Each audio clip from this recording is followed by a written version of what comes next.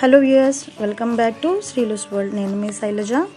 చాలా రోజుల తర్వాత ఈరోజు గోదావరి జిల్లాలో ఫేమస్ అయిన పనసపట్టు ఆవకూర ప్రిపరేషన్ కోసం నేను మీ ముందుకు వచ్చేసాను. గోదావరి జిల్లాలోనే కాదండి, పెళ్ళిళ్ళలో కూడా ఇది బాగా ఫేమస్. దీనికోసం నేను 1/2 కిలో పనసపట్టు తీసుకున్నాను. దీన్ని మునిగే వరకు వాటర్ పోసి 15 నుంచి 30 నిమిషాల పాటు మీడియం ఫ్లేమ్లో ఉడకపెట్టుకోవాలి. ఇలా ఉడికిన పనసపట్టుని వాటర్ అంతా డ్రైన్ చేసేసి కొద్దిగా చల్లటి వాటర్తో కడిగి పక్కన పెట్టుకోవాలి. ఇప్పుడు వేరే ఒక కడాయిలో 2 టేబుల్ స్పూన్ల శనగపప్పు, అలాగే 2 టేబుల్ స్పూన్ల మినప్పప్పు వేసుకుని 15 వరకు జీడిపప్పులు, అలాగే 1 టీ స్పూన్ ఆవాలు వేసుకుని ఫ్రై చేసుకోవాలి.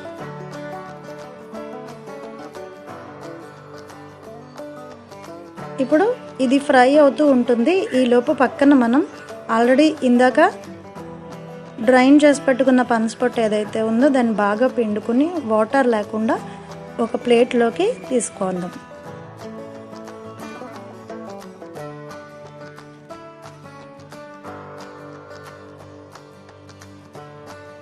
ఇప్పుడు దీనిలోకి 2 టేబుల్ స్పూన్ల చిక్కటి చింతపండు రసాన్ని వేసుకుని, అలాగే 1 నుంచి 1.5 టేబుల్ స్పూన్ సాల్ట్ వేసుకోవాలి. వేసుకుని బాగా మిక్స్ చేసుకోవాలి. ఇప్పుడు ఆల్రెడీ మనం రెడీ చేసి పెట్టుకున్న ట్యాంపరింగ్ ఏదైతే ఉందో అది గోల్డెన్ బ్రౌన్ కలర్ వచ్చేదాకా వేయించి, ఇప్పుడు దానిలోకి ఒక 8 వరకు పచ్చిమిర్చి, ఒక 6 ఎండుమిర్చి, కొద్దిగా కరివేపాకు వేసి మళ్ళీ ఫ్రై చేసుకోవాలి.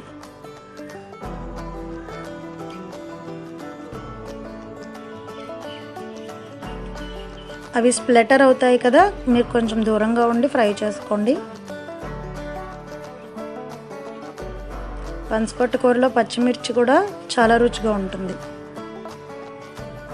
సో ఒకసారి కరివేపాకు వేసుకున్న తర్వాత ఒక 30 సెకండ్స్ దాన్ని మీరు ఫ్రై చేసి, ఇప్పుడు ఆల్రెడీ మనం మిక్స్ చేసి పెట్టుకున్న పనసపట్టు ఏదైతే ఉందో అది అందులో కలిపేసుకోవాలి. జాగ్రత్తగా గ్రాడ్యువల్గా కొద్దిగా పనసపట్టు తీసుకుని ట్యాంపరింగ్లో వేసి కలిపేసుకోండి. మీరు ఇదే ప్రాసెస్లో కనుక చేస్తే పనసపట్టు కూర మీకన్నా బాగా ఎవరూ చేయలేరు. సో మీరు కూడా ట్రై చేయండి, చాలా మంచి వంట.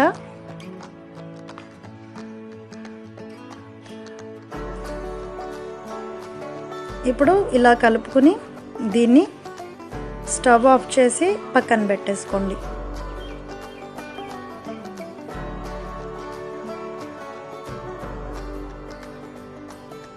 ఇప్పుడు మరి ఆవ పెట్టిన కూర అన్నాను కదా, మరి ఆవ ఎలా ప్రిపేర్ చేసుకోవాలో నేను మీకు చూపిస్తున్నాను.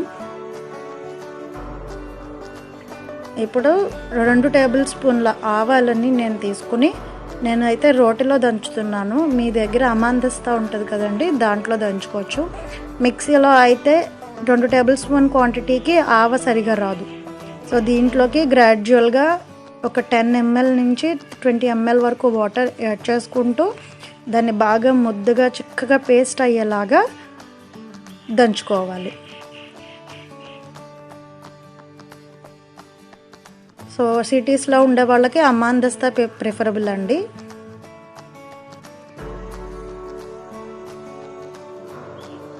సో ఒక 8 నుంచి 10 నిమిషాల పాటు దీన్ని దంచితే ఇది చాలా చిక్కటి పేస్ట్ అవుతుంది. మీకు ఒకవేళ డ్రై అయిపోతుంది అనిపిస్తే కొద్దిగా వాటర్ని యాడ్ చేసుకుంటూ దాన్ని దంచుకోవాలి.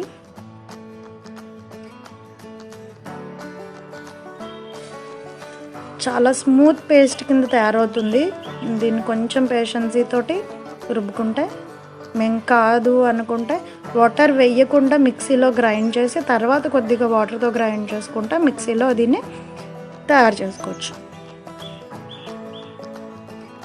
సో ఇలా ప్రిపేర్ అయిపోయిన ఆవాని ఇప్పుడు మనం కూరలో మిక్స్ చేస్తాము. పదండి మరి ఇంకెందుకు ఆలస్యం, కూరలో కలిపేద్దాం.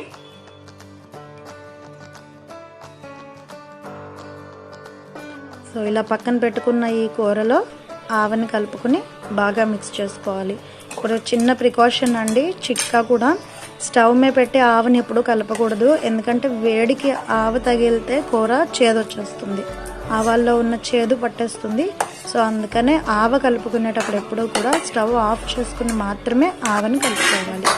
ఈ కూరలోనే కాదు, మీరు ఏ కూరలో కలుపుకున్నా సరే ఆవని స్టవ్ ఆఫ్ చేసుకున్న తర్వాతే కర్రీస్లో కలుపుకోవాల్సి వస్తుంది. ఇప్పుడు దీన్ని ఒక వేరే బౌల్లోకి వేసుకుని విశాలమైన ప్లేట్లో వేసుకుని కలుపుకోవడం ఈజీ. దానిలో వేసుకుని బాగా మిక్స్ చేసుకోండి ఇంకొకసారి. అంతేనండి, వేడి వేడిగా పనసపట్టు ఆవకూర రెడీ అయిపోయింది. ఇంకెందుకు ఆలస్యం, అన్నంలో నువ్వుల నూనె వేసుకుని పనసపట్టు కూర వడ్డించుకుని తింటే ఆ టేస్టే వేరు. సో మీరు కూడా తప్పకుండా ట్రై చేయండి. ఎలా ఉందో నాకు కామెంట్ చేయండి. మీకు కనుక నా రెసిపీస్ నచ్చితే నా ఛానల్ని సబ్స్క్రైబ్ చేయండి. Keep watching. Until then bye.